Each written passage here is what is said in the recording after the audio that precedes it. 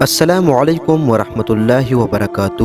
محترم ناظرین، امید کرتا ہوں اللہ سے کہ آپ سب لوگ خیریت و عافیت سے ہوں گے۔ محترم ناظرین، سرور عالم سید ولد آدم محمد مصطفیٰ احمد مجتبی صلی اللہ علیہ وآلہ وسلم وصحبہ وبارک وسلم وشرف وکرم و کفیل کے 50 یا 55 روز کے بعد بتاریخی 12 ربیع الاول 570 ہجری بروز پیر پیدا ہوئے۔ عثمان بن ابی العاص رضی اللہ تعالیٰ عنہ کی والدہ فاطمہ بن عبداللہ فرماتی ہے کہ میں ان حضرت صلی اللہ علیہ وآلہ وسلم کی ولادت کے وقت آمنہ کے پاس موجود تھی، تو اس وقت یہ دیکھا کہ تمام گھر نور سے بھر گیا اور دیکھا کہ آسمان کے ستارے جھک آتے ہیں، یہاں تک کہ مجھ کو یہ گمان ہوا کہ یہ سارے ستارے مجھ پر آ گریں گے۔ محترم ناظرین، ستاروں کے زمین کی طرف جھک آنے میں اسی طرف اشارہ تھا کہ عنقریب زمین سے کفر اور شرک کی ظلمت اور تاریکی دور ہوگی اور نوری ہدایت سے تمام زمین روشن اور منور ہوگی۔ محترم ناظرین، عقیقہ اور تسمیہ۔ ولادت کے 7ویں روز عبد المطلب نے آپ کا عقیقہ کیا اور اس کی تقریب میں تمام قریش کو دعوت دی اور محمد صلی اللہ علیہ وآلہ وسلم آپ کا نام تجویز کیا۔ قریش نے کہا، ابو الحارث عبد المطلب کی کنیت ہے، آپ نے ایسا نام کیوں تجویز کیا جو آپ کے آبا و اجداد اور آپ کی قوم میں سے اب تک کسی نے نہیں رکھا؟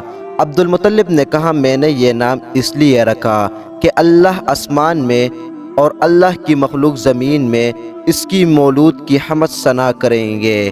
عبد المطلب نے آپ کی ولادت سے پہلے ایک خواب دیکھا تھا کہ جو اس نام رکھنے کا باعث ہو وہ یہ کہ عبد المطلب کی پشت سے ایک زنجیر ظاہر ہوئی کہ جس کی ایک جانب آسمان میں اور ایک جانب زمین میں اور ایک جانب مشرق میں اور ایک جانب مغرب میں۔ کچھ دیر بعد وہ زنجیر درخت بن گئی جس کے ہر پتے پر ایسا نور ہے کہ جو آفتاب کے نور سے 70 درجے زائد ہے۔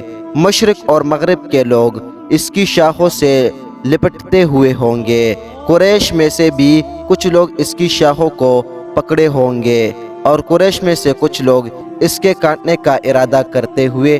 یہ لوگ جب اس کے ارادے سے اس درخت کے قریب آنا چاہتے ہیں تو ایک نہایت حسین اور جمیل نوجوان ان کو ہٹا دیتا ہے۔ معبرین نے عبد المطلب کو اس خواب کی یہ تعبیر دی کہ تمہارے نسل سے ایک ایسا لڑکا پیدا ہوگا کہ مشرق سے لے کر مغرب تک لوگ اس کی اتباع کریں گے اور آسمان اور زمین والے اس کی حمد و ثنا کریں گے۔ اسی وجہ سے عبد المطلب نے آپ کا نام محمد رکھا۔ عبد المطلب کو اس خواب سے محمد نام رکھنے کا خیال پیدا ہوا۔ ادھر آپ کی والدہ ماجدہ کو ریا صالحہ کے ذریعے سے یہ بتلایا گیا کہ تم برگزیدہ خلائق اور سید الامم کی حاملہ۔ ولادت بسعادت کے بعد 3-4 روز تک آپ کی والدہ ماجدہ نے آپ کو دودھ پلایا، پھر آپ کے چچا ابو لہب کی آزاد کردہ کنیزہ صوبیہ نے آپ کو دودھ پلایا۔ آپ صلی اللہ علیہ وآلہ وسلم کے چچا ابو لہب کو جب صوبیہ نے آپ صلی اللہ علیہ وآلہ وسلم کی ولادت بسعادت کی خوشخبری سنائی تو ابو لہب نے اس خوشی میں اسی وقت صوبیہ کو آزاد کر دیا اور صوبیہ ہی نے آپ سے بیشتر آپ کے سکے چچا حضرت حمزہ رضی اللہ تعالیٰ عنہ کو بھی دودھ پلایا تھا، اس لیے حمزہ آپ کے رضائی بھائی ہے اور آپ کے بعد صوبیہ نے ابو سلمہ کو بھی دودھ پلایا۔ محترم ناظرین، ابو بکر صدیق رضی اللہ تعالیٰ عنہ نے ایک مرتبہ عرض کیا کہ یا رسول اللہ صلی اللہ علیہ وآلہ وسلم، آپ کی زبان نہایت فصیح ہے۔ آپ صلی اللہ علیہ وآلہ وسلم نے فرمایا، اول تو میں قریش میں سے ہوں اور پھر بنی سعد میں سے میں نے دودھ پیا ہے۔ اسی دستور کے مطابق ہر سال بنی سعد کی عورتیں شیرخوار بچوں کی تلاش میں مکہ آیا کرتی تھی، کہ میں اور بنی سعد کی عورتوں شیرخواری بچوں کی تلاش میں مکہ آئی۔ میرے ساتھ میرے شوہر اور ایک میرا شیرخوار بچہ تھا، سواری کے لیے ایک لاغر اور دبلی گدی اور ایک اونٹنی جس کا یہ حال تھا کہ ایک قطرہ دودھ اس سے نہ نکلتا تھا۔ کہ ہم بھوک کی وجہ سے رات بھر نہ سوتے۔ بچہ کا یہ حال تھا کہ تمام شب بھوک کی وجہ سے روتا۔ میرے پستانوں میں اتنا دودھ نہ تھا کہ جس سے بچہ سیر ہو سکے۔ کوئی عورت ایسی نہ رہی کہ جس پر آپ پیش نہ کیے گئے ہو، مگر جب یہ معلوم ہوتا کہ آپ یتیم ہے تو فوراً انکار کر دیتی کہ جس کے باپ ہی نہیں، اس سے حق الخدمت ملنے کی کیا توقع کی جائے۔ مگر یہ کسی کو معلوم نہ تھا کہ یہ یتیم نہیں بلکہ در یتیم ہے، اور یہی وہ مبارک مولود ہے کہ جس کے ہاتھوں میں قصروں و کسرا کے خزانے کی کنجیاں رکھی جانے والی ہے۔ دنیا میں اگرچہ اس کا کوئی ولی اور مربی اور حق الخدمت دینے والا نہیں، مگر وہ رب العالمین جس کے ہاتھ میں تمام زمین اور آسمان کے بے شمار خزانے ہیں، وہ اس یتیم کا والی اور متولی ہے، اور اس کی پرورش اور تربیت کرنے والے کو وہم و گمان سے زائد حق الخدمت دینے والی ہے۔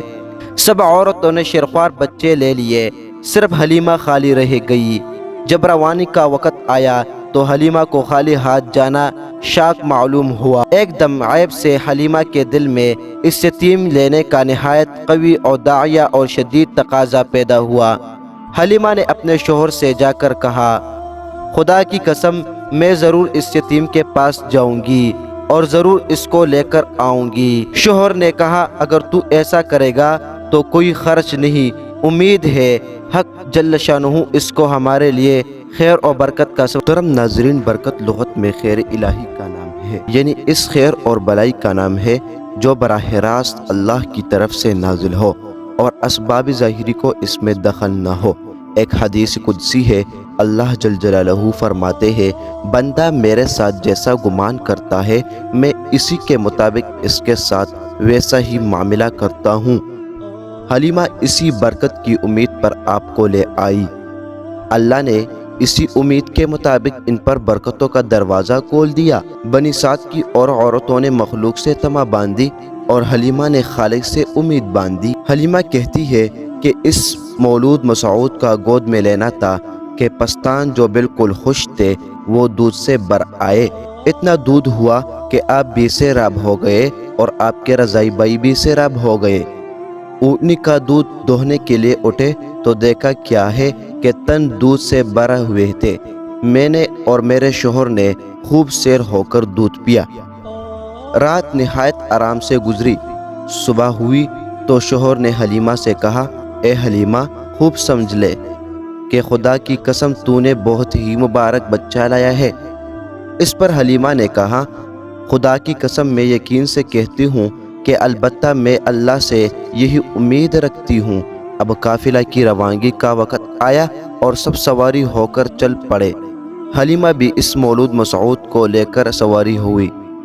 حلیمہ کو وہ دبلی پتلی سواری جس کو پہلے چابک مار مار کر ہنکایا جاتا تھا، وہ اب برق رفتار ہے۔ اس وقت تو وہ ایک بنی کا مرکب بنی ہوئی ہے۔ ساتھ والی عورتوں نے پوچھا، اے حلیمہ، یہ وہی سواری ہے؟ عورتوں نے کہا کہ واللہ اس وقت تو اس کی شان ہی جدا ہے۔ اس طرح ہم بنی سعد میں پہنچے۔ اس وقت بنی سعد کی سرزمین سے زیادہ کسی جگہ اور قحط نہ تھا۔ میری بکریاں جب شام کو چراگاہ سے واپس آتی تو دودھ سے بری ہوئی تھی اور دوسروں کی بکریاں بالکل بھوکی آتی، تنوں میں ایک قطرہ دودھ نہ تھا۔ یہ دیکھ کر لوگوں نے اپنے چراہوں سے کہا کہ تم بھی اسی جگہ چرایا کرو جہاں حلیمہ کی بکری چرایا کرتی ہے۔ چنانچہ ایسا ہی کیا گیا، مگر پھر بھی یہی ہوا کہ جب شام کو حلیمہ کی بکری واپس آتی، پیٹ بھری ہوئی دودھ سے لبریز آئی اور دوسروں کی بکریاں بھوکی واپس آئی اور تنوں میں ایک قطرہ دودھ نہ تھا۔ حلیمہ کہتی ہے کہ اللہ تعالی ہم کو اسی طرح خیر و برکت دلاتا رہے اور ہم اللہ کی طرف سے اس طرف خیر و برکت کا مشاہدہ کرتے ہیں۔ اسی طرح جب 2 سال پورے ہو گئے تو میں نے آپ صلی اللہ علیہ وسلم کو دودھ سے چھڑا دیا۔ جب 2 سال پورے ہو گئے تو حلیمہ نے آپ کو لے کر مکہ آئی تاکہ حضرت آمنہ کی امانت ان کے حوالہ کرے، مگر آپ کی وجود باوجود کی وجہ سے خداوند ذوالجلال کی جو برکت مبذول تھی، اسی وجہ سے حلیمہ نے حضرت آمنہ سے درخواست کی کہ اس در یتیم کو اور چند روز میرے ہی پاس چھوڑ دے۔ ان دنوں میں مکہ میں وبا بھی تھی۔ ادھر حلیمہ کا غیر معمولی اصرار، اس لیے حضرت آمنہ نے حلیمہ کی درخواست منظور کی اور آپ کو اپنے ہمراہ لے جانے کی اجازت دی۔ حلیمہ آپ کو لے کر بنی سعد واپس آ گئی۔ چند ماہ گزرنے کے بعد آپ بھی اپنے رضاعی بھائیوں کے ساتھ جنگل میں بکریاں چرانے جانے لگے۔ آپ کو یہ واقعہ بہت پسند آیا ہوگا۔ محترم ناظرین، اسی طرح ہم نے سیرت مصطفیٰ صلی اللہ علیہ وآلہ وسلم کو شروع کیا ہے، جس میں نبی علیہ السلام کی اول زندگی سے لے کر وفات تک ساری باتیں ہم آپ کو بیان کریں گے۔ آپ سے امید ہے کہ آپ اسی طرح ہر روز ہماری ویڈیو کو دیکھیں تاکہ آپ کو خوب استفادہ ہو جائے۔ اللہ آپ کو خیر اور برکت عطا فرمائے۔